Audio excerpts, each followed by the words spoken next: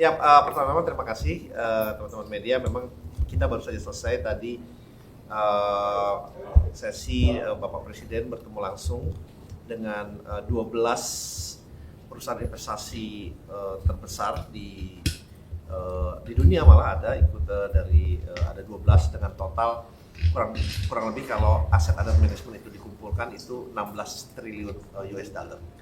Nah, dan diskusinya tadi cukup panjang, kurang lebih hampir 2 jam, dari tadinya hanya diperkirakan sejam, karena diskusinya very fruitful, very produktif. Ya, pertama-tama Bapak Presiden menyampaikan mengenai Indonesia dan juga apa langkah-langkah ke depan yang terus dilakukan Indonesia dalam rangka meningkatkan iklim investasi, meningkatkan kestabilan, perekonomian, stability, dan yang lain-lain. Dan kemudian dilanjutkan dengan one on one dari 12 perusahaan yang hadir itu,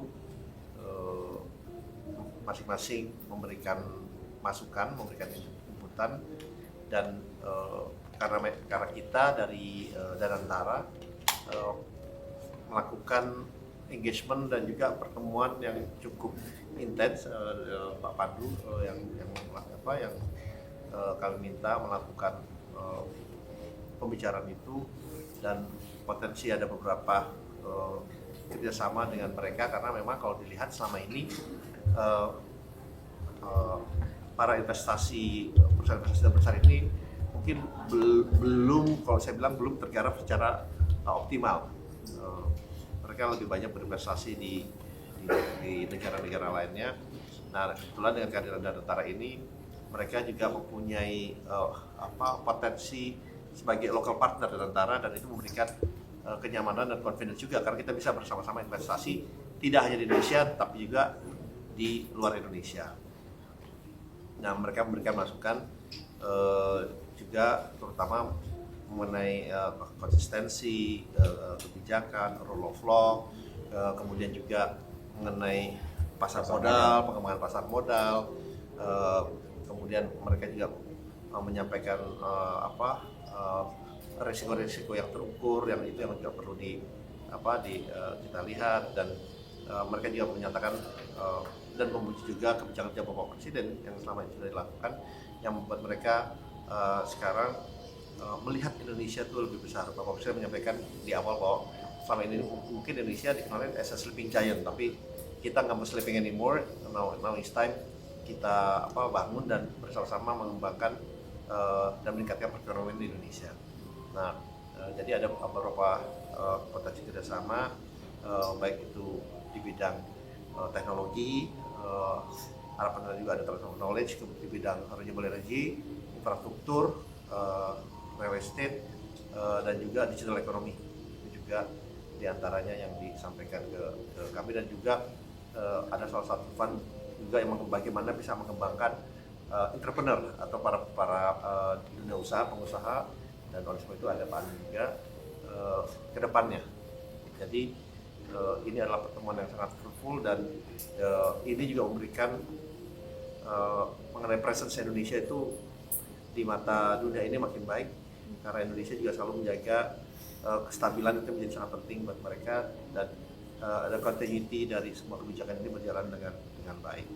Nah, itu mungkin dari saya. Mungkin Pak Pandu mau menambahkan sedikit? Ya, tadi mungkin banyak tambahan interest dari para investor-investor ini untuk berinvestasi dan berkolaborasi di dalam Indonesia dan juga di luar Indonesia. Tapi yang ditambahkan juga adalah bagaimana bisa membuat partnership langsung, di mana mereka bisa membuka kantor langsung di Indonesia untuk investasi yang mereka lakukan.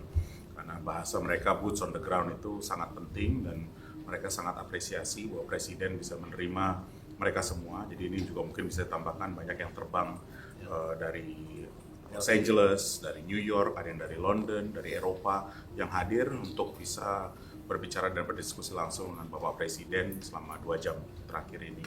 Kedua, memang banyak sekali juga tambahan, dan ini sekarang sudah kita tadi bicarakan reformasi yang dilakukan di pasar modal, bahwa pasar modal sangat penting untuk bisa meningkatkan confidence. Tadi banyak bahasa-bahasa seperti confidence building, dan mereka sangat apresiasi bahasa yang Pak Presiden tekankan mengenai penguatan legal system, certainty of legal system, dan juga mereka sangat apresiasi juga bahwa ada pembentukan Danantara yang Bapak Presiden inisiasikan, bahwa ini bisa menjadi salah satu calon mitra mereka, karena mereka juga sudah sangat terbiasa bermitra dengan sovereign wealth fund lain di dunia. Jadi ini contoh yang sudah ada. Jadi mungkin itu sebagai salah satu rangkumannya keinginan mereka untuk sekarang mulai berinvestasi dengan cara partnership dan menggunakan Danantara sebagai salah satu calon mitra mereka untuk berinvestasi. Ya Pak Rosan, berarti ini masih sebatas diskusi ya. Kalau misalnya dari perusahaan-perusahaan itu yang paling potensial, yang paling mendekati perusahaan apa mungkin Pak? Sebetulnya bukan hanya diskusi, kita Sebenarnya udah. Jadi semuanya itu memang kita belum announce, tapi memang ini semua sudah merupakan partnership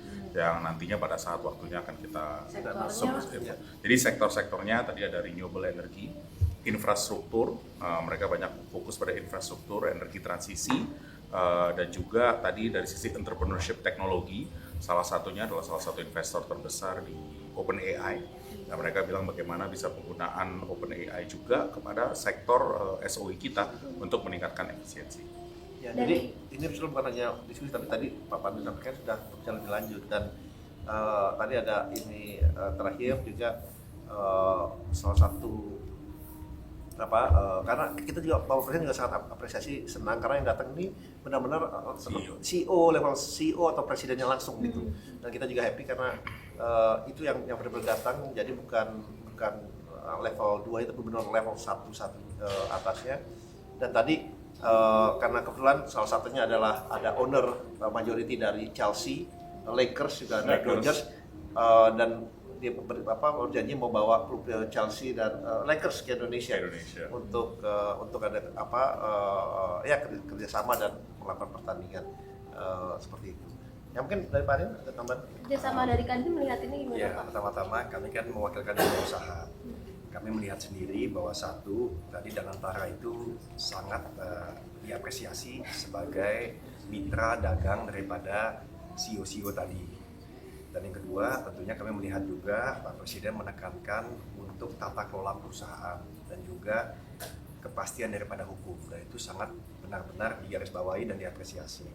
Nah, kami melihat mereka semua itu yang disampaikan tadi oleh Pak Menteri Rosan, 16 triliun US dollar, mereka itu kan ada di pasar modal. Sehingga mereka bisa bergerak anytime, dan sekarang pun juga sudah di dalam. Nah, berikutnya yang kita lihat memang dengan berhasilnya government spending dari pemerintah dengan program-program seperti MBG tadi juga disampaikan, lalu juga dari sisi konsumsi domestik juga naik, lalu ekspor import dipuji juga dengan adanya perjanjian dengan Amerika dan lain-lain. Ya sekarang bicaranya banyak mengenai investasi yang tentunya sangat berkembang dari FDI dan juga yang investasi Danantara. Jadi saya melihatnya dari dunia usaha senang sekali, apalagi Danantara selalu berpikir bagaimana untuk de-risking atau mengurangi resiko, dan juga untuk crowd in atau sama-sama masuk bergotong royong membangun suatu ekonomi. Dan saya rasa ini sangat positif, dan kami tentunya sangat terima kasih diajak dan menyambut baik semuanya. Oke, terima kasih. Ya. Terima kasih banyak Pak.